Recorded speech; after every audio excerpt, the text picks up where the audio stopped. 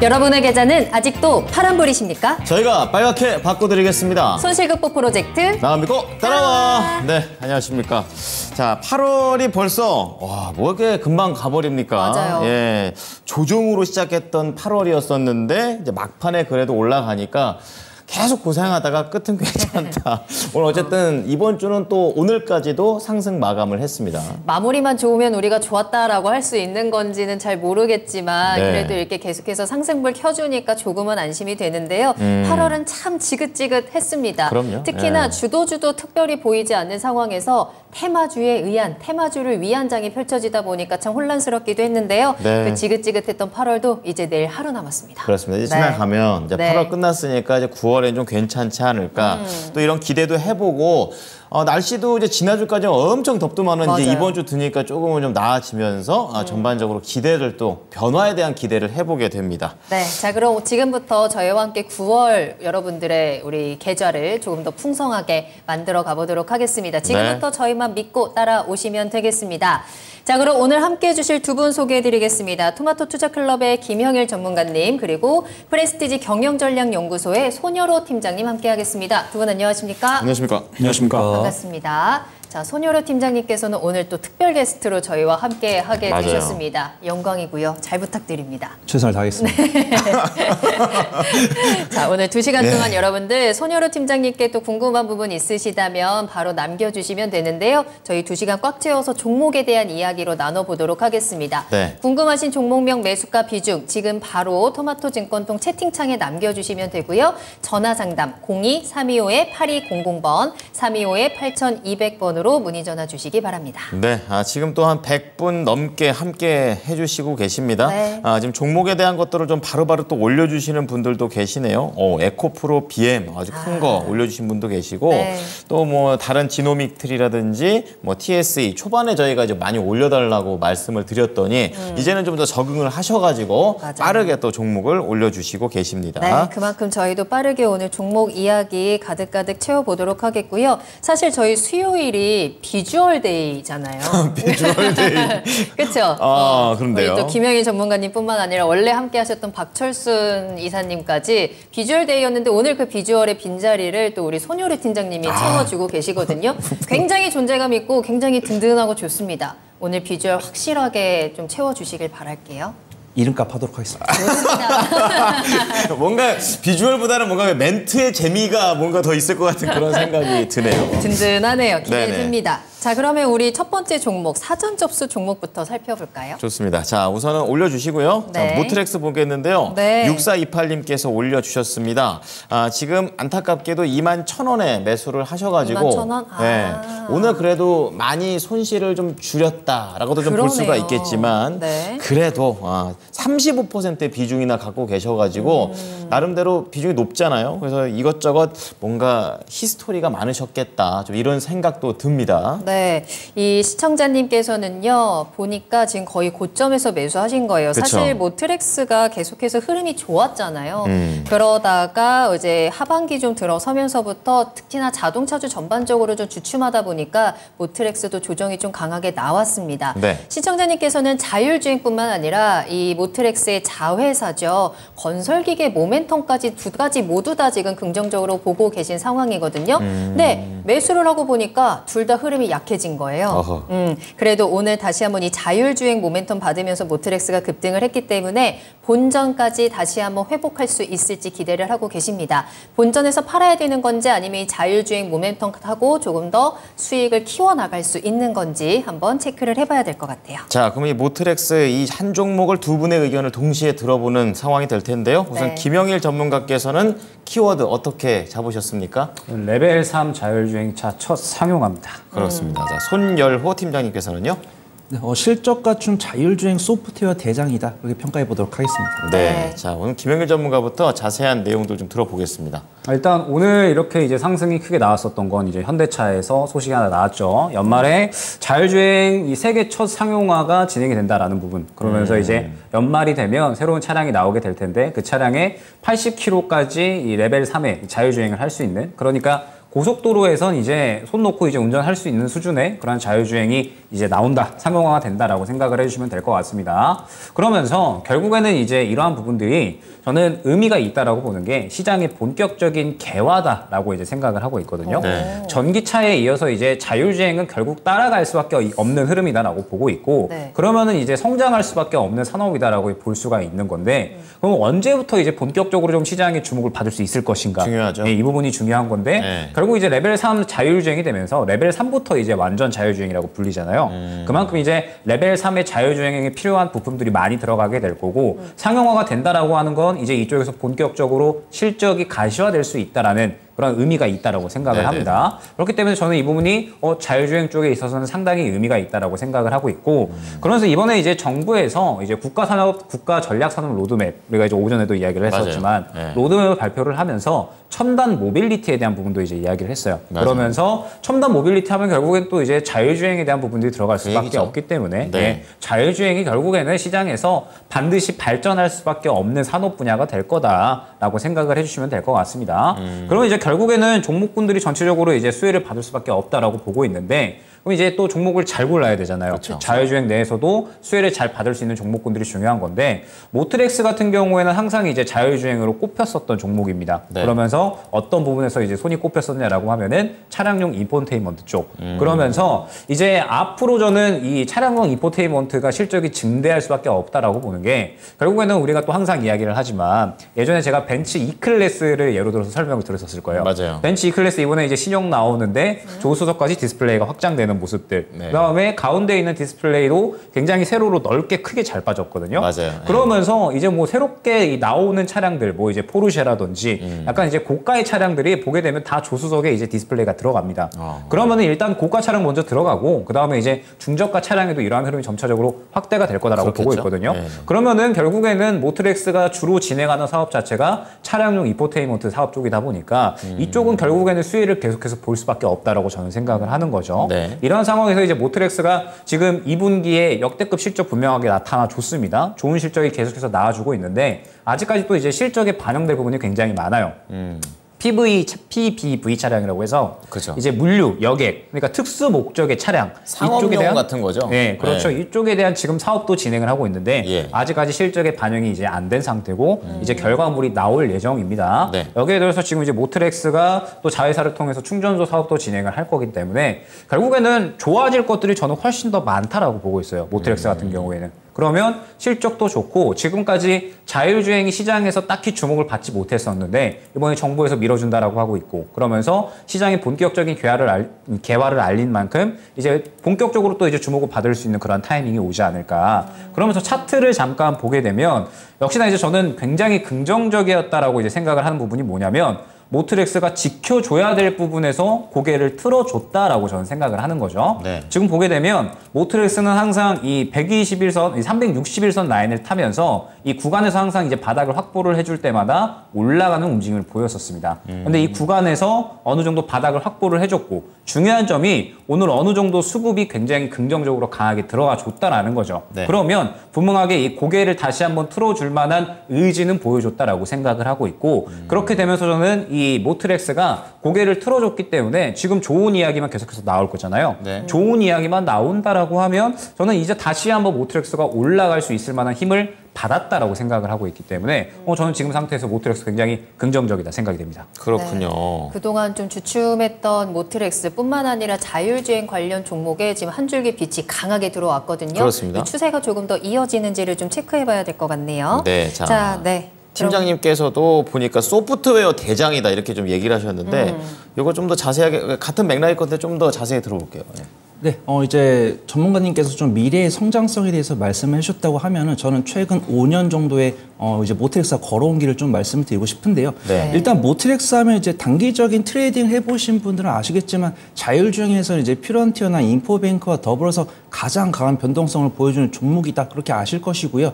사실 2018년 이전까지도 좋은 모습을 보여줬지만 매년 재무제표를 보면은 매출액과 영업이익, 단기순이익이 꾸준하게 30에서 50% 이상씩 상승하는 모습을 보여주고 보여주고 있고 이제 뭐 모트렉스의 기업 개요를 보시면 뭐 ADS나 뭐 헤드업 디스플레이 이런 운전자 보조 시스템을 제공을 하고 있는데 다양한 매출처를 보유하고 있습니다. 뭐 알파인 마케팅 이제 뭐 인도의 기업이랑 이제 베트남 기업이랑 알리바바나 얀덱스 같은 미국의 다양한 매출처를 보유를 하고 있고요. 아까 전문가님께서 말씀해 주신 것처럼 2022년에 현대차의 PBV 목적형 차량 뭐 트럭이나 이런 운수용 차량을 실적을 보면서 현대발로도 실적이 꾸준하게 상승할 것이다 그렇게 보고 있고요. 오늘 뉴스 나왔더라고요. 2분기 실적을 보면서 전기차 타고 매출을 6천억 원 이상 기록하면서 모트렉스가 질주를 보여줄 것이다. 그다음 이런 것들이 이제 과거에 깔려 있었던 모멘텀들이고 어제 저녁에 나온 뉴스는 이제 현대차가 연말에 자율주행을 상용화하겠다고 하면서 가장 대장급 종목으로 움직이는 모습 보여주고 있고요. 일단 저는 긍정적인 말씀 드리겠습니다. 일단 바닥에서 오늘 거래량 실리면서 21선 돌파한 다음에 61선을 돌파하진 못했지만 윗꼬리가 살짝 보이고 있지만 시가를 이탈하지 않았기 때문에 맥점은 잡았다. 좀 말씀을 드리고 싶고요. 최근 5거래일 동안 수급 동향을 본다라고 하면은 외인의 꾸준한 매수세, 지금 하방은 외인이 잡아줬다. 그렇게 볼 수가 있고요.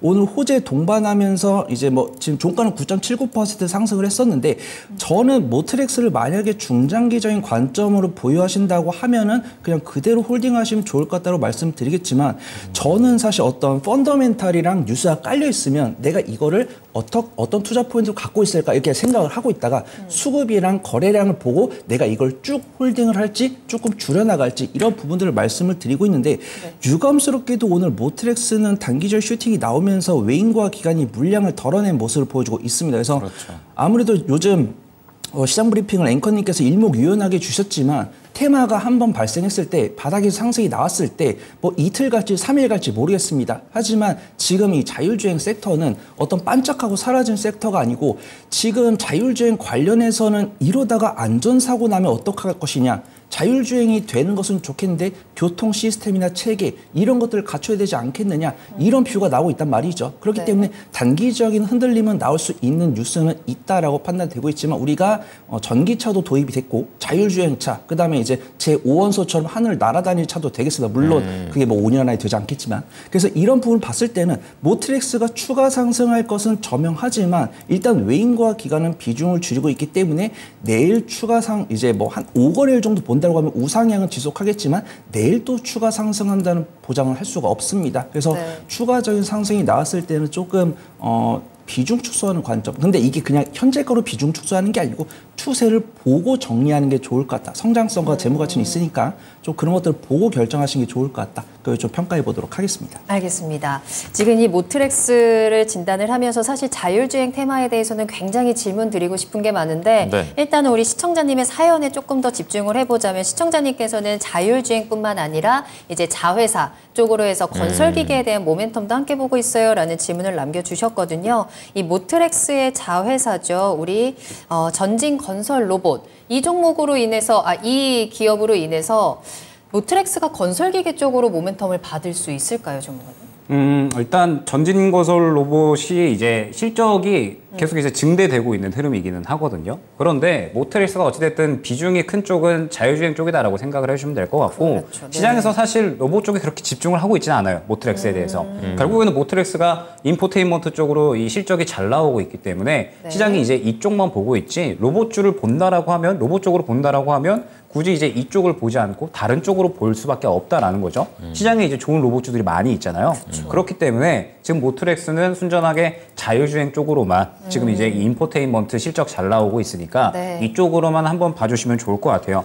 그러면서 저는 지금 이 자율주행 모멘텀만 받아도 충분하다라고 생각이 되는 게 지금 이제 자율주행 이 모멘텀이 결국에는 이제 저는 이제 본격적으로 개화가 될 것이다라고 보고 있거든요. 개화가 된다라고 하면 개화가 된다는 건 이제 테마가 아니라 정말 성장주로서 좀 가치가 있다. 아직까지는 두 가지 성격 다 갖고 있다라고 봐요. 있어요? 두 가지 성격을 다 갖고 있는데 이제 신호탄을 저는 쐈다라고 보는 거죠. 결국 이 상용화가 된다라고 하는 게 현대차만 상용화를 하는 게 아니잖아요. 이제 뭐 외제차들, 뭐 BMW, 벤츠 다 마찬가지겠지만 레벨 3 자율주행화 적용된 차량들이 다 상용화가 될 겁니다. 뭐 국내에서도 마찬가지고요. 점차 차량 라인업이 늘어나갈 거기 때문에 자율주행 쪽에 대한 이 매출, 그러니까 시장의 성장도는 이제 올라올 수밖에 없다라고 생각을 하고 있습니다. 그렇기 때문에 본격적으로 개화의 신호탄을 쐈지만 아직까지 눈에 보이는 건 없죠. 그렇기 때문에 아직까지는 테마의 성격도 같이 띄고 있다라고 봐야 될 것 같아요. 네. 다만 이제 모트렉스 같은 경우에는 긍정적이다라고 말씀을 드리는 부분이 무엇이냐? 실적이 이제 워낙에 잘 나와주고 있기 때문에 이 자율주행이라는 섹터 안에서 실적이 잘 나와주고 있기 때문에 이쪽만 봐도 충분히 이 모트렉스라는 기업에 대해서 주식에 대해서 저는 뭐 주가 상승에 대한 부분은 충분히 기대할 만하더라고 보고 있고 여기서 이제 가격 전략까지 그대로 다 이제 말씀을 드려보면 네. 저는 모트렉스는 오히려 이제 추가 매수를 해야 된다라고 생각을 하고 있거든요. 그래요? 네, 지금 현재 상태에서 아까 말씀드렸듯이 모트렉스가 항상 지켜줘야 될 구간이 있었습니다. 이 지켜줘야 될 구간에서 이번에 바닥을 확실하게 잡아주고 오늘 수급을 밀어줬다라고 하는 부분이 저는 굉장히 의미가 있다라고 보여주거든요. 그러면서 이전 이제 고점에서의 이 거래가 되었었던 물량들도 저는 아직까지는 살아있다라고 보여져요. 그러면은 이 물량의 초입 구간이 약 21,000원 매수가 부근이거든요. 21,000원 매수가 부근이기 때문에 결국 시청자님께서는 일단 1차 목표가를 21,000원으로 두고 가셔야 될 것 같아요. 그런데 21,000원까지 이제 들고 간다라고 하면 결국에는 본전치기밖에 안 되는 거잖아요. 그러면은 이제 살아날 수 있는 종목인가 아닌가에 대해서 추가 매수를 조금 좀 신중하게 결정을 해야 될 것 같은데 저는 이 정도 흐름이 나왔다라고 하면 추가 매수는 충분히 진행을 하셔도 나쁘지 않다라고 생각을 합니다. 네. 워낙에 오늘 수급도 저는 긍정적이다라고 보여져서 눌려갈 때 이 모아가는 식으로 해서 평단가를 조금 이제 낮춰 놓으시면 그러니까 한 19,000원 후반대 정도까지 맞춰 놓으시면 저는 1차 목표가 21,000원으로 잡고 갔을 때 충분히 오히려 수익으로 빠져나올 수 있는 종목이 되지 않을까 생각이 되거든요. 그렇기 때문에 1차 목표가 21,000원 두고 추가 매수 쪽으로 한번 고려를 해보시면 어떨까 생각이 됩니다. 손절은 안 해도 될까요? 손절은 말씀드렸듯이 지켜줘야 될 구간에서 이제 지켜주면서 올라왔거든요. 네. 손절가로 안내드릴 만한 단가 자체가 한 16,000원 정도 구간 될 것 같아요. 이 정도 이제 구간 될 것 같은데 이 구간을 이탈을 하지는 않을 것 같아서 추가 매수에 대한 부분만 잘 잡아가시면은 오히려 수익으로 빠져나올 수 있는 종목이 될 것 같습니다. 네, 본전 매도 전략이지만 추가 매수 통해서 충분히 수익을 낼 수 있는 전략으로 전해드렸습니다. 자, 그럼 모트렉스 관련해서 팀장님께 궁금한 거는 전 개인적으로 우리나라가 이 자율주행과 관련된 소프트웨어를 직접적으로 개발하지는 않고 있기 때문에 주도주는 아니다라고 생각하고 있고요. 그래서 뭐 반도체나 2차 전지가 아닌 이상 이런 자율주행 쪽에서는 대장주를 잡는 게 좀 안전하지 않을까라는 생각을 하고 있는데 이것과 관련해서 어떤 의견 갖고 계신지 좀 궁금해요. 네, 확실하게 좀 자율주행 관련해서는 이게 상용화 될 건가 언제 될 건가에 대한 시점도 불명확하기 때문에 네. 관련 종목들이 언제 우리가 정말 신기술을 가져갈까. 그렇다고 해서 제가 뭐 시청자분들께 우리나라 관련 종목들은 기술력이 없으니까 그런 자율주행 어떤 실제 수익을 가져가지 못할 겁니다. 이렇게 말씀드리기는 어려울 것 같고요. 네. 확실하게 뭐 네이버가 하이퍼클로버 X를 출시했을 때도 확실히 오픈AI의 챗 GPT를 이길 수 있도록 응원을 했듯이 네. 이제 자율주행 관련 소프트웨어 종목들을 이제 연구 개발하고 있는 종목들이 그런 선두주자가 될 수 있을 정도로 이제 응원해주면 좋을 것 같다고 판단되고 있고요.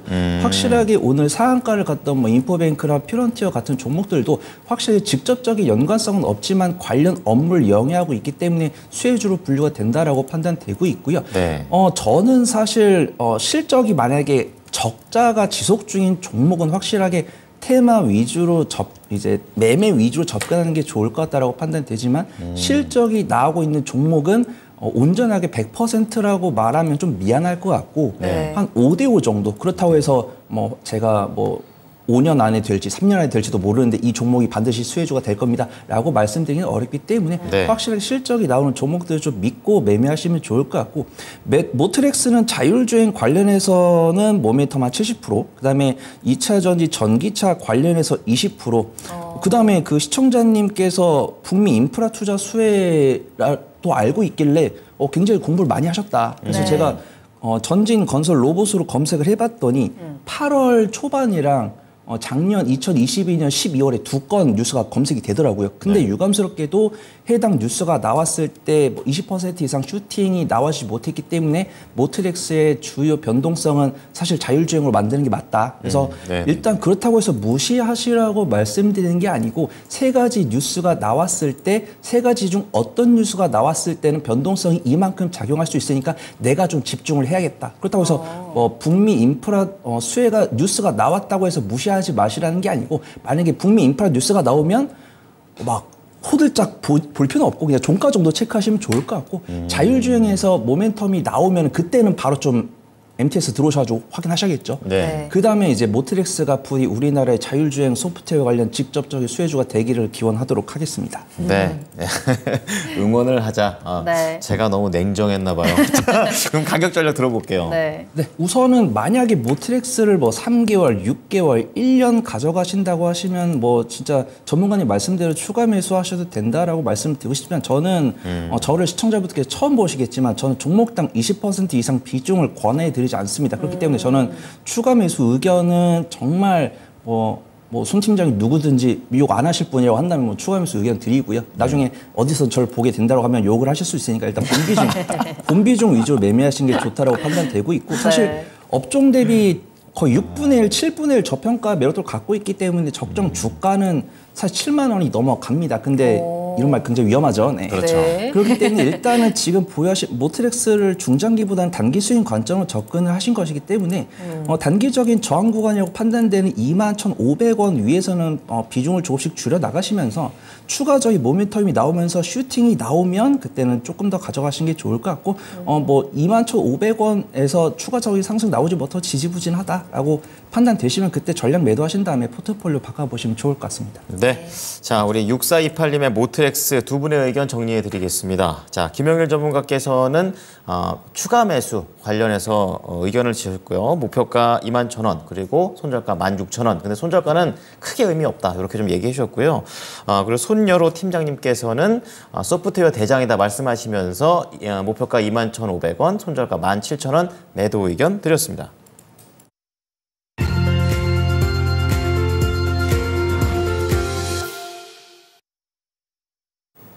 네, 나만 믿고 따라와 스피드 종목 진단 시작하겠습니다. 네. 여러분들 궁금한 내용 너무너무 많으실 것 같은데요. 지금 저희한테 남겨주시면 그 종목에 대한 빠른 진단으로 해결책 제시해 드리겠습니다. 종목명, 매수가 비중 요 딱 세 가지만 남겨주셔도 저희가 확실하게 분석해 드리니까요. 지금 토마토증권통 유튜브 채널 들어오셔서 채팅창에 남겨주시고요. 9월을 새롭게 어떤 종목으로 시작할까 그쵸. 매수하고 싶으신 종목들도 매수 문의 남겨주시면 되겠습니다. 자, 그리고 오늘 특별히 또 비주얼 데이로 두 분과 함께하는 만큼 직접 이야기 나눠보시면 조금 더 그 기운 받아가실 수 있을 것 같고요. 네. 전화 상담 열어두겠습니다. 02-325-8200번, 325-8200번으로 전화 주시기 바랍니다. 네. 한 종목 딱 들었는데 팀장님 약간 노련하신 분 같다. 약간 축구로 따지면 약간 테크니션 같은 느낌이 굉장히 많이 듭니다. 그래서 한번 믿어보시고 우리 팀장님께도 종목 팍팍 쏴주시기 바랍니다. 좋아요. 자, 첫 번째 종목은 4차 산업시대 고고우님께서 TSE 올려주셨는데 네. 사신 다음에 4차 산업시대가 싫어졌을 것 같습니다. 점점 내려가고 있어요. 오늘 2.5% 올라가면서 42,000원까지는 올려놓기는 했는데 4만 원까지 내려갔다가 또 올라오는 상황입니다. 자, 47,852원에 비중 11%. 중요한 건 이 타이밍에 추가 매수해도 되는지 그리고 가격 전략에 대해서 궁금해하고 계십니다. 네. 자, 김영일 전문가께서는 이번 바닥 한번 찍고 다시 올라오는데요. 어떻게 한번 이용해 볼까요? 네, 일단 추가 매수 고려하시는 게 바닥을 찍었다라고 생각을 하셔가지고 추가 매수를 고려를 하시는 것 같아요. 이제 TSE 같은 경우에는 프로브 카드, 반도체형 프로브 카드와 그다음에 소켓 쪽에 매출이 주로 발생을 하는 기업이고 프로브 카드 쪽에 거의 이제 매출이 발생을 합니다. 그런데 꾸준하게 이제 항상 성장을 해오던 기업이었어요. 그런데 작년부터 이제 반도체 업황이 안 좋아지면서 반도체 업황을 그대로 이제 따라간 거죠. 결론적으로 이 반도체 업황 똑같이 같습니다. 재고가 계속해서 쌓여나가면서 실적이 하락을 하고 있고 그러한 흐름이 이제 올해까지 이어지고 있다고 보시면 될 것 같아요. 그럼 지금 현재 이 실적의 흐름은 하반기에는 어느 정도 회복이 될 수 있을 것이다라는 기대감은 있는데 결론적으로 전년 대비해서 성장할 수 있을 것인가에 대한 의문감은 남아있는 상태입니다. 그렇기 때문에 결국에는 TSE 같은 경우에는 주가가 회복을 하려면 어느 정도 이 실적 회복에 대한 부분들이 가시화되어야 되지 않을까라고 생각을 하고 있어요. 그러면서 최근에 이제 이 상승이 나왔었던 구간을 보게 되면 되면 이 구간 자체가 저는 이제 이 반도체 업황에 대한 실적 회복 기대감에 의해서 상승이 나왔다라고 보고 있습니다. 그러면은 그 기대감이 작용을 하면서 상승이 나왔다가 지금은 어느 정도 이 조정이 나오고 있는 상태다라고 봐야겠죠. 그러면서 지금 다시 한번 바닥을 잡고 이제 본격적으로 다시 올라올 수 있느냐 아니면 더 힘을 모을 거냐 이러한 분기점에 있는 상황인데 일단 TSE 같은 경우에는 긍정적이다라고 볼 수 있는 부분이 하반기에 실적 회복이 될 수 있을 것이다라는 부분. 그 다음에 이제 반도체용 프로브 카드에 대해서 원래 낸드용 프로브 카드에만 매출이 발생을 했었습니다. 그런데 새롭게 디램용 프로브 카드를 양산을 할 준비를 하고 있고 아마 이제 빠르면은 연말 이제 조금 늦어지면 내년 초 이 정도에 이제 양산을 할 수 있을 것 같아요. 그러면 이 부분이 오히려 이제 이 성장성으로 확인이 되면서 시장에서는 주목을 받을 수 있다라고 볼 수 있습니다. 그럼 기간만 조금 길게 가져가면 충분히 대응만 잘했을 때 수익을 볼 수 있는 종목이다라고 보고 있는데 지금 그 기간이 저는 중요할 것 같아요. 보게 되면 바닥을 어느 정도 짚어주려는 시도는 하고 있지만 지금 구간에서 수급이 당장에 들어가고 있지는 않습니다. 그러면서 제가 줄을 약 2줄을 쳐놨는데 결론적으로 이 구간이 매물대로 작용을 할 겁니다. 매물대로 작용을 한다라는 뜻은 이 매물대를 소화해주는 움직임을 보여줘야 다시 한번 5만 원대로 올라갈 수 있는 흐름이 나올 수가 있다라는 거겠죠. 그런데 지금 당장에 반도체 쪽이 주도주로 활약을 하고 있는 것도 아니고요. 수급이 들어가고 있는 것도 아니기 때문에 지금 이제 TSE 같은 경우에는 이 수급이 다시 한번 들어가 주면서 바닥을 잘 지켜주고 매물대까지 소화하는 움직임이 나와 주어야 된다라는 뜻이 됩니다. 그런데 두 가지 방법이 있을 것 같아요. 추가 매수를 고려하신다라고 하시면 지금 현재 구간에서 바닥을 한번 이탈할 수 있는 가능성도 생각을 해야 돼요. 왜냐하면 확실한 바닥을 짚었다라고 보지는 않기 때문에 확실한 바닥을 짚을 수 있는 구간이 3만 원 중반대인 것 같고 지금은 시장이 어느 정도 바닥을 잡아주니까 같이 바닥을 잡아주는 모양새인 것 같거든요. 그렇기 때문에 길게 보신다라고 하면 범위를 3만 원 중반대부터 4만 원 초반대까지 맞춰 놓으셔서 비중을 조금씩 확대해 나가는 추가 매수 방법이 있을 것 같고요. 만약에 이제 단기적으로 대응을 한다라고 하시면 저는 수급이 들어갈 때를 노려라라고 말씀을 드리고 싶어요. 어떤 방향이냐라고 했을 때 이 TSE가 다시 한번 상승이 나오는 타이밍은 결국에는 이 정도의 수급이 들어가는 타이밍이 될 겁니다. 그러면 이 정도의 수급이 들어간다라고 했을 때 다시 한번 앞선 매물을 소화를 해주면서 올라갈 준비를 하고 시장의 주목을 받는다라는 뜻이 되거든요. 그러면은 단기적인 추가 매수는 이러한 타이밍이 될 겁니다. 수급이 다시 한번 강하게 들어가는 타이밍이 단기로 이제 추가 매수할 수 있는 타이밍이 될 거니까 시청자님께서 장기적으로 볼 것인가 아니면은 단기적으로 볼 것인가에 따라서 대응 방법이 나뉘어질 것 같거든요. 이 두 가지 전략을 참고를 하셔서 나는 단기적으로 대응하는 게 좋다 아니면은 장기적으로 대응하는 게 좋다 방향성에 나누어서 추가 매수를 준비해 보시면 좋을 것 같습니다. 단기 목표가 얼마나 잡을까요? 단기 목표가는 4만 원 후반대 한 4만 8천 원 잡으시면 좋을 것 같고 2차 목표가는 한 5만 2천 원 정도로 잡아 놓으시면 좋을 것 같아요. 요거는 이제 그냥 단기 장기 할 것 없이 매물대가 4만 8천 원, 한 5만 2천 원 요 정도의 이 형성이 되어 있으니까 1차, 2차 목표가로 활용하시면 좋을 것 같습니다. 네, 자 시간 투자 전략이 좀 유효하다 얘기해 주시면서 장기 전략으로는 추가 매수 전략인데요. 3만 원에서 4만 원 사이 이쪽에서 추가 매수를 차근차근 단계로 하면서 가는 방법이 있고 수급 들어왔을 때 한 방에 그냥 단기 전략으로 목표가 4만 8천 원 그리고 5만 2천 원의 가격대로 참고해 보셨으면 좋겠습니다. 네, 저희 다음 종목 바로 만나볼게요. 홍굿님께서 남겨주셨는데요. RS 오토메이션입니다. 13,500원에 15% 가지고 있어요. 매도가 부탁드립니다. 라고 남겨주셨는데 사실 오늘도 이 가격을 좀 찍고 내려오기는 했습니다. 현재 매수가 근처에서 주가가 움직이고 있는 상황인데 언제 팔아야 될까요? 네, 우선 뭐 매수 가격이랑 비중은 나쁘지 않은 것으로 확인이 되고 있고요. 보유 기간도 그렇게 길지 않으신 것으로 확인이 됩니다. 종목 개요를 보면 이제 로봇 모션 제어기, 뭐 공작 기계, 스마트 팩토리 등의 핵심 장치들을 판매하고 있는 기업이라고 나오고 있는데 사실 지금 로봇 관련 대장이라고 하면 시청자분들 떠오르시는 게 레인보우 로보틱스나 히로보틱스 이런 종목들이 있으시겠지만 2020년 이전에는 RS 오토메이션 유명했고요. SPG나 뭐 인탑 이런 종목들이 유명했습니다. 그래서 어떤 로봇 관련해서 성장성을 보유하고 있었는데 기술력을 개발하는 속도는 종목마다 다를 수 있는 거죠. 그런 가운데 성장성을 갖고 있는 레인보우 로보틱스에 삼성전자가 지분 투자를 하면서 가장 대장급 종목으로 분류가 되고 있는 거고 RS 오토메이션의 실적 추이를 보니까 완전 적자 기업은 아닙니다. 영업이익, 뭐 매출액이나 영업이익, 당기순이익 꾸준하게 흑자 나오고 있다가 이번에 2, 4분기만 잠깐 적자로 나온 것 같은데 뉴스를 보니까 어떤 조금 어려운 환경 속에서 대장급 기술력을 갖고 있지 않다 보니까 수주가 조금 부족해서 밀린 것이지 IEC 62443이라는 국제 사이버 보안 인증을 획득했고 미국 자동화 전문 기업 로크웰 오토메이션과 차세대 제품을 공동 개발해서 추가적인 매출과 이익을 실현하겠다는 계획이 나왔으니까 네. 해당 기대감이 결과물로 나오는지 확인해 보시면 좋을 것 같고요.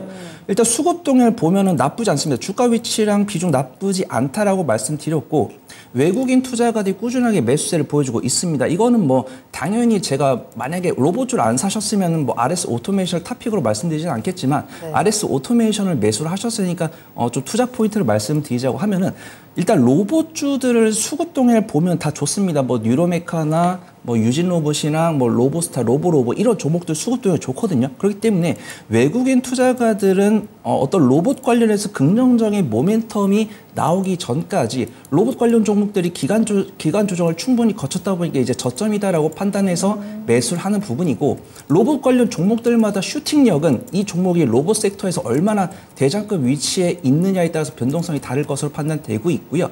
일단 RS 오토메이션이 가장 대장급 종목으로 분류가 돼서 일간 변동성을 크게 보여주길 바라지만 좀 사실적으로 말씀드리면은 레인보우 로보틱스나 T-로보틱스 이런 종목들이 먼저 변동성을 20% 이상 보이지 않으면 RS 오토메이션이 대장을 잡을 확률은 이 자리에서는 그렇게 높아 보이지 않는다. 그래서 말씀을 드리도록 하겠습니다. 그래서 일단은 그래도 RS 오토메이션이 매수 위치가 너무 좋고 이 종목이 추세가 끝날 때까지는 들고 가보셔도 좋을 거다라고 판단되고 있고요. 일단 손절가는 제가 12,000원 말씀드리는데 추가 매수 의견은 드리지 않도록 하겠습니다. 일단 1차 목표가는 제가 14,800원 설정을 해드리고요. 여기 돌파해서 추가 상승 나올 때는 16,700원이나 16,800원까지 볼 수 있고 RS 오토메이션이 갖고 있는 기대감이 나오는지 뉴스 추적 가능하실 만큼 하시고 힘드시다면 대장급 종목이라 볼 수 있는 레인보우 로보틱스나 두산 로보틱스의 행방을 체크해 보시면 수월할 듯합니다. 현재 로봇 종목들에 대한 수급 긍정적으로 체크를 해주셨지만 RS 오토메이션 대장주라기보다는 좀 2군 종목에 속하기 때문에 대장주처럼 큰 움직임을 기대하기는 조금 힘들 것 같습니다. 그래도 수익에 대한 희망을 잡아주셨고요. 14,800원, 16,700원까지 목표가 잡아주셨고 손절가 12,000원까지 체크하시면 되겠습니다. 네, 자 다음 종목은요. 또 네. 이게 또 정책이랑 연결될 수도 있는 그런 종목인데 팅가자님께서 애경 케미칼인데 네. 지금 18,517원에 사셨고 비중 8%입니다. 매수가까지 올 수 있을지 궁금합니다. 이러는데 방금 전에 정부의 나트륨 전지 투자 방침에 따라서 올라간다. 이런 뉴스가 있습니다. 자, 그렇기 때문에 다시 한번 이런 정책발 훈풍을 가지고 리튬 대신 나트륨. 회복을 할 수 있는지 아니면 그 이상 갈 수 있는지 알아보겠습니다. 네. 전문가님 어떻게 보세요? 일단 애경 케미칼이 이제 이 나트륨 전지용 하드카본 음극재를 생산하고 있어요. 음극재. 그러면서 이제 이 사업을 워낙에 이제 오랫동안 진행을 했고 최근에는 실리콘 음극재에 대해서 이제 주목을 받았었습니다. 실리콘 음극재 그러니까 이제 이렇게 탄력이 나왔었던 구간이 실리콘 음극재에 대해서 주목을 받았었던 구간이다라고 생각을 해주시면 될 것 같아요. 그러면서 실리콘 음극재가 최근에 상당히 이제 주목을 받고 있죠. 그렇죠. 충전 시간을 전기차 충전 시간을 한 5분에서 10분 정도로 줄여준다라고 하면 실리콘 음극재를 넣는다라고 했을 때 오히려 이제 또 이 양극재 부분에서 오히려 이제 부피가 더 크게 하지만 조금 더 이제 성능이 줄어들어도 이제 음극재로 대체를 할 수가 있는 거잖아요. 그래서 실리콘 음극재의 성장이 결국에는 전기차 업계의 패러다임을 바꿀 수가 있다. 약간 이러한 평가까지도 나오고 있는 상황입니다. 그러면서 이제 관련주들이 일제히 다 주목을 받았었죠. 대주전자의 재료 같은 경우에는 세계 최초로 실리콘 음극재를 개발을 한 기업이고, 애경 케미칼 같은 경우에도 이제 실리콘 음극재 바인더를 개발을 했기 때문에 이 부분에 대해서 주목을 받았다라고 생각을 해주시면 될 것 같아요. 그렇기 때문에 실리콘 음극재에 대해서 최근에 이제 주목을 받았었고, 일전에는 한제 또 리튬 쪽에 대해서도 이제 주목을 받았었던 2차 전지 쪽에 거의 이제 관련된 기업이다라고 생각을 해주시면 됩니다. 그런데 일단 최근에 주목을 받았었던 실리콘 음극재 같은 경우에는 본격적으로 상용화가 되기까지는 조금 시간이 걸릴 수가 있어요. 내년 말 정도로 이야기가 되고 있거든요. 시장에서 완전히 상용화가 될 때까지. 네. 그렇기 때문에 아직까지는 기대감으로 움직인다라고 봐야 될 것 같아요. 그러면서 애경 케미칼이 저는 조금 어려운 매매 종목에 속한다라고 보는 이유가 뭐냐면 예전에 상승이 나왔었던 구간이 이제 요 구간이었죠. 이 구간 자체가 2차 전지 종목들이 엄청나게 상승이 잘 나왔었던 한 4월, 5월, 6월 이 정도 구간이 됩니다. 이 구간 동안에 보게 되면 이 매물대가 워낙에 조금 두텁게 많이 쌓여 있어요. 두텁게 많이 쌓여 있다라고 하는 말은 애경케미칼이 다시 한번 상승이 나오기 위해서는 이 구간의 매물을 그대로 다 삼켜주면서 올라가 줘야 된다라는 뜻이 됩니다. 그러면 이제 2차 전지가 다시 한번 주도주로 조금 움직여줘야 될 것 같고요. 그러면서 애경케미칼이 그 주도주 내에서도 확실하게 역할을 해줄 때 저는 이 매물대를 좀 소화해주고 올라갈 수 있다라고 보고 있거든요. 조건이 좀 까다로운. 네. 그런데 애경케미칼은 모멘텀 자체는 훌륭하죠. 뭐 은극재에 대한 모멘텀, 리튬에 대한 모멘텀 다 갖고 있으니까 네. 모멘텀 자체는 훌륭한데 과연 이제 언제쯤이면은 다시 한번 2차전지가 주도주로 움직일 건가? 그러면서 애경케미칼이 그 주도주 내에서도 이 주역으로 활약할 수 있을 건가? 이 부분을 우리가 예측을 하기에는 어렵다라고 저는 생각을 하거든요.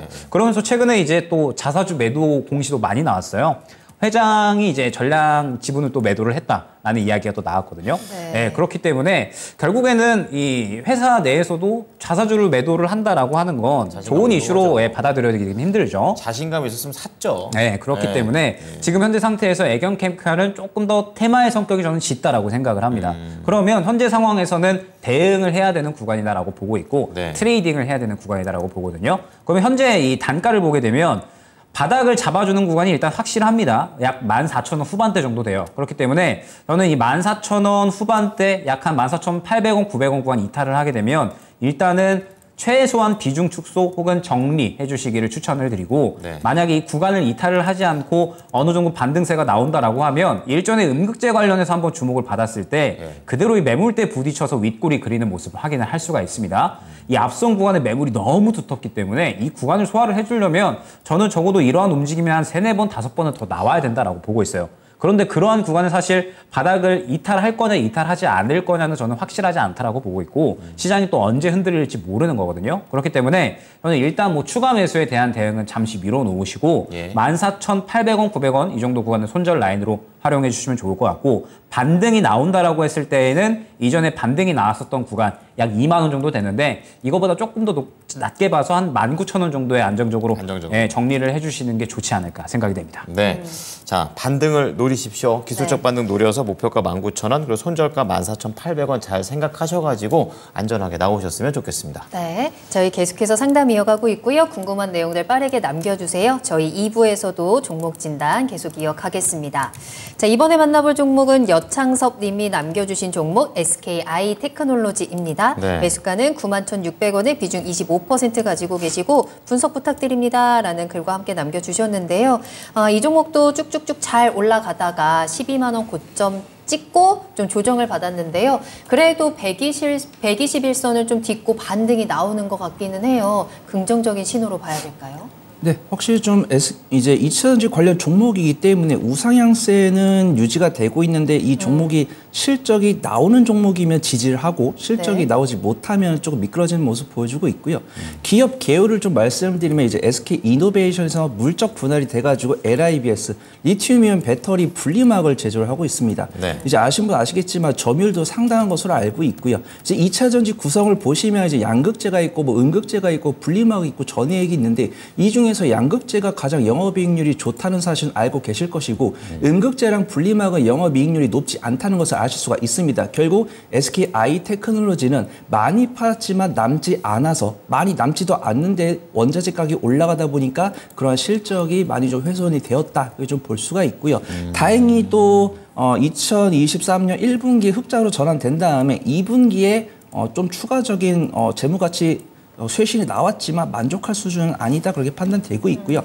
SKI 테크놀로지가 긍정적으로 단기적인 큰 변동성을 보여줬을 때는 많은 투자분들께서 2차전지 완성 셀이나 리튬, 양극재에서 어떤 단기적인 과열에 따라서 피로감이 보였을 때 정부 정책이 나오면 이제 우리가 양극재에서 실리콘 음극재나 분리막으로 관심을 돌려봐야 되는 것이 아닌가 이런 생각이 들었을 때 단기적인 움직임이 나오는 것으로 확인되고 있습니다. 그래서 지금 SKI 테크놀로지 뉴스를 보면은 뭐 SK온이 인도네시아에 뭐 니켈 공장을 설립했다는 뉴스, 그다음에 우리나라가 정부 정책으로 분리막 시장을 주도하기 위해서 2030년까지 7조 원의 규모를 보고 투자를 하겠다는 뉴스, 그다음에 KB증권에서도 리포트가 나와서 분리막 판매 확대로 실적 성장에 대한 기대감. 그렇기 때문에 SKI 테크놀로지는 이제 언론에서 나오는 정보들은 굉장히 좋다. 하지만 SKI 테크놀로지가 못하고 싶어서 못하는 게 아니겠죠. 앞서 말씀드린 것처럼 원자재 가격 높고 남는 것은 수는 없다 보니까 울며 겨자 먹기로 팔고 있는 것인데 그런 부분에서 실적이 개선이 되고 있으니까 보유기간이 문제지 종목에는 문제가 없다라고 말씀을 드리도록 하겠습니다. SK 아이테크놀로지를 매수하실 때 보유기간을 뭐 2주나 한 달 정도 잡으셨다라고 하면은 조금 아쉽다. 어떤 기대감. 시장에서 나오고 있는 뉴스 대비해서 변동성을 보여주지는 못하고 있다라고 하지만 이제 SK온과도 연계가 되어 있고 실적도 개선되고 있기 때문에 보유 기간을 조금만 늘려 보신다고 하면 얼마든지 안전하게 빠져나갈 수 있다라고 보고 있고요. 지금 일봉 차트를 보면 4거래일 연속 뭐 3거래일 연속 양봉 나오고 오늘 음봉 나오고 있지만 뭐 시장 상황이 좋아서 이렇게 움직일 수도 있겠지만 두터운 매물대 지금 보시면은 84,000부터 88,000원까지 매물대가 21% 존재하고 있기 때문에 매물대는 두터운 부분이다라고 좀 보고 있고요. 우리가 어떤 충격 먹을 만한 매크로 변수가 없다라고 하면 현 위치는 지지하지 않을까 그렇게 판단해 보도록 하겠습니다. 그리고 지금 수급 동향을 보니까 꾸준하게 외인수 매수 5거래일 연속 외인수 매수 들어오고 있으니까 너무 염려하실 필요 없다라고 판단되고 있고요. 일단 첫 번째로는 아직 실적이나 저평가 매력도가 없기 때문에 뭐 11만 원, 13만 원 이렇게 목표가를 말씀드리지 못하겠습니다. 하지만 2차 전지에 대한 성장성이 나온다고 하면은 SK 아이테크놀로지 역시도 멀티플을 인정받으면서 단기적인 저항 구간, 중기적인 저항 구간을 돌파하면서 우상향을 꾸준히 이어주지 않을까 그렇게 판단되고 있고요. 보유 기간을 입각한다라고 하면은 일단 1차적으로는 95,000원 돌파 여부를 체크하신 다음에 95,000원을 돌파하면 추가적으로 뭐 11만 원이나 12만 원 정도 볼 수 있다고 판단되고 있고 손절가는 84,000원 정도 잡고 말씀드리도록 하겠습니다. 네, SK 아이테크놀로지 이 기업 자체에 문제는 없습니다. 조금 더 시간 주시면 좋을 것 같고요. 오래 보면 예쁜 종목입니다. 그래서 시간 좀 충분히 주시면서 네. 95,000원 뚫고 11만 원까지 목표가 가능성 잡아주셨으니까요. 수익 꼭 챙기시길 바라겠습니다. 네, 다음은 전화 받아보겠습니다. 네. 예, 시청자님 안녕하십니까? 안녕하세요. 네. 네, 반갑습니다. 반갑습니다. 네, 반갑습니다. 네. 네. 예, 어떤 종목이 궁금하세요? 오로스 테크놀로지요. 야, 네. 매수가랑 비중 좀 궁금합니다. 예, 22,000원에 20%요. 자, 오로스 테크놀로지 어떤 점 좀 좋게 보셨어요? 뭐 HBL인가요? 그것 때문에 이제 네. 그 며칠 전에 이제 그걸 샀는데, 아, 네. 예, 그래서 이게 어느 정도까지 갈지 그리고 이제 중장기로 만약 가져간다면 어느 정도 목표가 될지 궁금해서 네. 연락드렸습니다. 예. 네, 네. 자금은 여유 있으십니까? 예, 뭐 추가로 뭐 또 만약에 할 수 있으면 또 할 수도 있고, 예. 네, 알겠습니다. 자, 그럼 오로스 테크놀로지 AI 반도체 쪽이 될 텐데요. 좀 알아보겠습니다. 김영일 전문가 연결해 드리겠습니다. 네, 시청자님 안녕하세요. 예, 안녕하세요. 네. 네네. 오로스 테크놀로지에 대해서 조금 더 이제 짧은 방향하고 그다음에 긴 방향, 양방향으로 이제 말씀을 드릴 테니까 이 부분 참고하셔서 이제 전략 풀어 나가시면 될 것 같습니다. 예, 예. 일단 오로스 테크놀로지가 지금 HBM 말씀 주셨던 것처럼 이제 수혜를 받을 수 있는 숨겨진 수혜주다라는 이야기가 최근에 많이 나왔었어요. 결론적으로 이제 오로스 테크놀로지가 만드는 장비가 뭐 쉽게 이야기하자면 HBM 장비의 이 수요를 높여줄 수 있는 계측 장비를 만듭니다. 그렇기 때문에 지금 이 시장에서 HBM이라는 키워드가 예전에도 핫했었지만 계속해서 핫해지고 있는 상황이죠. 왜냐라고 했을 때 엔비디아가 지금 계속적으로 실적 성장에 대한 기대감이 커지고 있습니다. AI 반도체에 대한 수요가 계속적으로 증가할 거다라는 이야기가 나오고 있고 AI 반도체를 내년까지 생산량을 4배 정도 늘린다라고 이야기를 했어요. 그러면 당연히 이 생산량을 4배 늘리는 부분에 대해서 HBM 이 고성능 D램이 당연히 많이 들어갈 수밖에 없는 거고 HBM 생산량이 늘어나게 되면 당연히 오로스 테크놀로지의 장비 또한 수혜를 받을 수 있는 그림이 이제 어느 정도는 나오고 있다라고 생각을 해주시면 될 것 같아요. HBM이 워낙에 이제 우리나라 SK하이닉스와 삼성전자가 글로벌 점유율의 90% 이상을 가져가고 있기 때문에 결국에는 우리나라에서 많이 만들면은 우리나라 이 HBM 장비사들도 벤더사들도 같이 수혜를 볼 수 있다라는 뜻이 되거든요.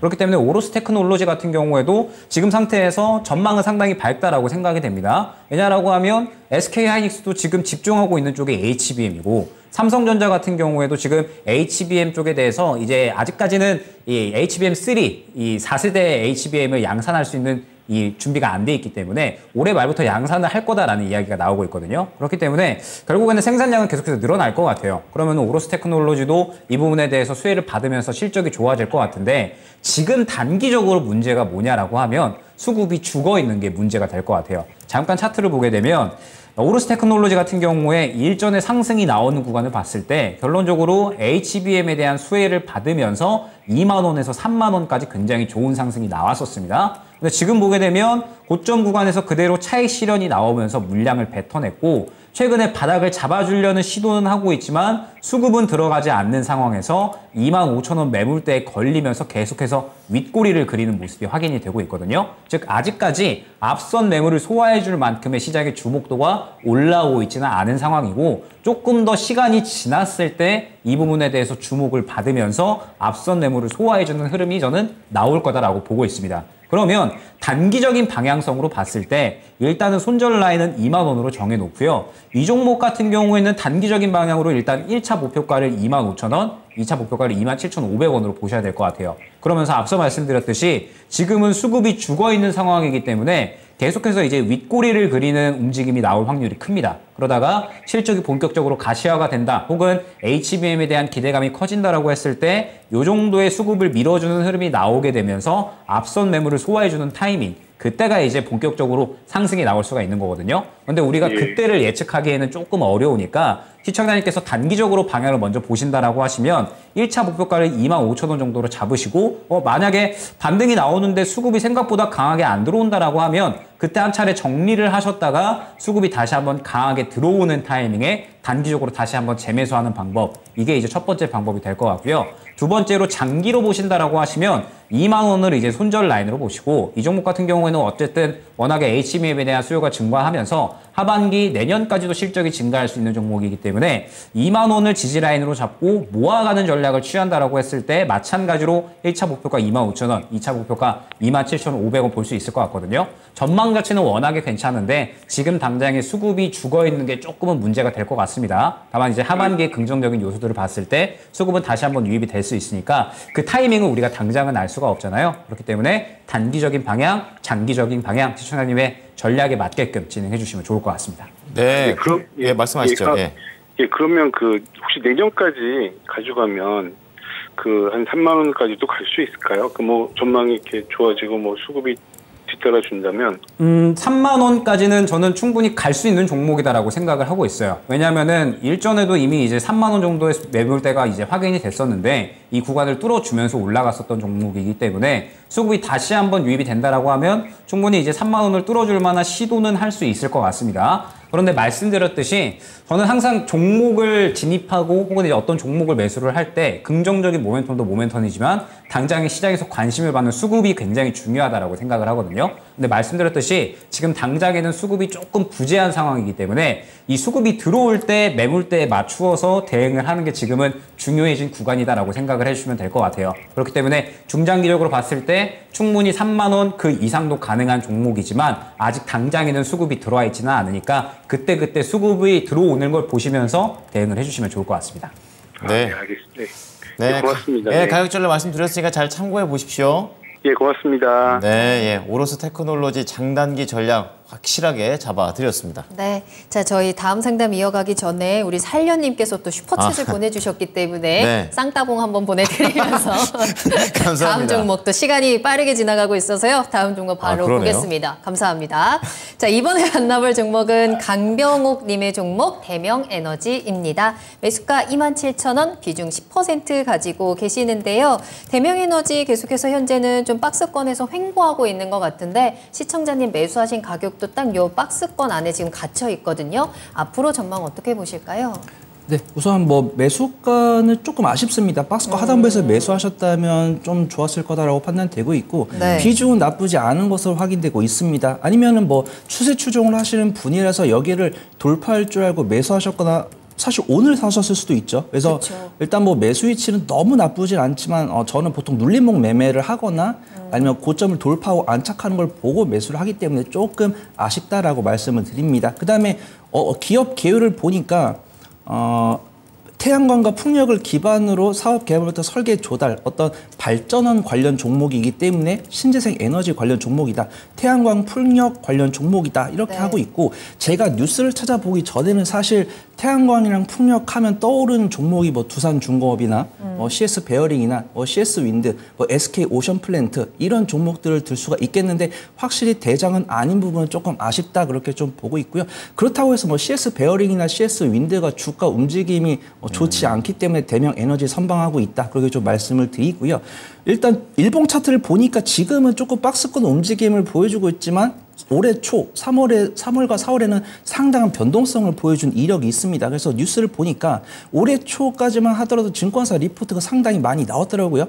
올해 실적 개선 기대감에 뭐 주가 5% 강세, 뭐 신재생 에너지, 뭐 발전 건설 전문 기업 이런 식으로 뉴스가 많이 나왔는데 유감스럽게도 2, 4분기 실적 발표가 유감스럽게 나왔습니다. 그래서 뭐 적자가 나온 게 아니고 성장을 못한 거죠. 전분기 동일하게 나온 거죠. 그래서 뭐 결과론적인 말씀이 되겠지만 CS 베어링이나 CS 윈드 이런 종목을 보면은 국내에 국한되지 않고 북미나 유럽 쪽으로도 해상 터빈이나 이런 것들을 수출하기 위해 노력을 하고 있고 실적이 분기마다 흔들리고는 있지만 그 성과를 보여준 적이 있습니다. 하지만 대명 에너지는 유감스럽게도 리포트를 읽어보니까 국내에 조금 국한되어 있다. 그래서 제가 뭐 우리나라의 어떤 규모를 무시하는 게 아니고 확실하게 국내 내수 기업보다 수출 기업이 실적 성장성이 확실하게 확연하게 가시화될 가능성이 높다 그렇게 보고 있고요. 그래서 1분기 때는 그렇게 좋게 리포트가 나오다가 2분기 때 조금 부정적인 리포트가 나오고 있으면서 근데 DS증권에서 2분기까지는 쉬어가겠지만 하반기 국내 풍력 발전소 수주로 인해서 실적이 잘 나올 것이다. 이런 뷰가 있기 때문에 뭐 부정적으로 보실 필요는 없다라고 판단되고 있고요. 서두에 말씀드린 것처럼 실적이 꾸준하게 나오고 있고 업종포가 11.11인데 현재포가 11.11이기 때문에 밸류에이션 측면으로는 제주가에 있다. 그걸 좀 말씀을 드리도록 하겠습니다. 하지만 긍정적으로 볼 것은 많은 분들이 이제 뉴스 읽어보셨으면 아시겠지만 지금 중국이나 미국에 있는 전력 설비들이 노후화가 되면서 그런 수주가 꾸준하게 나올 것이고 그렇다고 하면 뭐 HD 현대일렉트릭이나 뭐 LS 전선아시아 이런 종목들이 먼저 가겠지만 해당 종목들이 먼저 가게 되면 당연히 그 뒤에 있는 종목들도 낙수 효과를 가질 거란 말이죠. 그래서 대명 에너지는 밸류에이션 측면으로는 조금 아쉽지만 순환매는 기대해 볼 수 있다. 그렇게 좀 말씀을 드리도록 하고요. 수급 동향이 너무 좋습니다. 지금 기관 5개월 연속 순매수 들어왔고 외국인 투자가든 8월 21일부터 순매수가 꾸준히 들어왔기 때문에 정말 그냥 밸류에이션 다 빼고 차트랑 뭐 수급동을 봤을 때 이 고점을 돌파할 가능성이 높다. 근데 돌파하지 못할 수도 있죠. 하지만 돌파를 못했을 때는 양 손실권이기 때문에 만약에 돌파를 못한다고 하면 종목 스위칭을 해보신 게 좋을 것 같고 만약에 말 맞다나 제가 이 자리에 일어났는데 갑자기 바이든 대통령이 풍력 기기 수입한다. 이렇게 나와서 갑자기 풍력 관련 종목도 20% 가면 그때는 이제 28,000원 돌파하면서 추가적인 상승 지켜볼 수 있지 않을까 그렇게 판단되고 있고요. 일단 매수가 부근이 28,000 대장은 아니니까 28,000원 부근에서 비중을 절반으로 주신 다음에 추가 동향 지켜보시고 만약에 돌파 나온다고 하면 남은 비중은 3만 원까지 보시면 좋을 것 같고 손절가는 24,000원 정도 말씀드리겠습니다. 네. 자, 28,000원 일단은 1차적으로 저희가 지켜봐야 하는 목표가 비중 한번 덜어내시고 향후 상황들 저희 체크하겠습니다. 네, 자 그럼 대명 에너지까지 1부에 보도록 하겠고요. 이제 2부에서는 공통 종목으로 이거 주주분들이 제일 이렇게 답답해하시는 종목입니다. 네. 왜 얘만 한가? 이건데 맞아요. LNF가 되겠는데 왜 안 가는지 그리고 이 가격 전략을 어떻게 나갈지 2부 때 자세하게 말씀드리겠습니다. 네, LNF 궁금하신 분들 채널 고정하시고요. 저희는 잠시 후에 2부로 돌아오겠습니다. 계속해서 나만 믿고 따라와.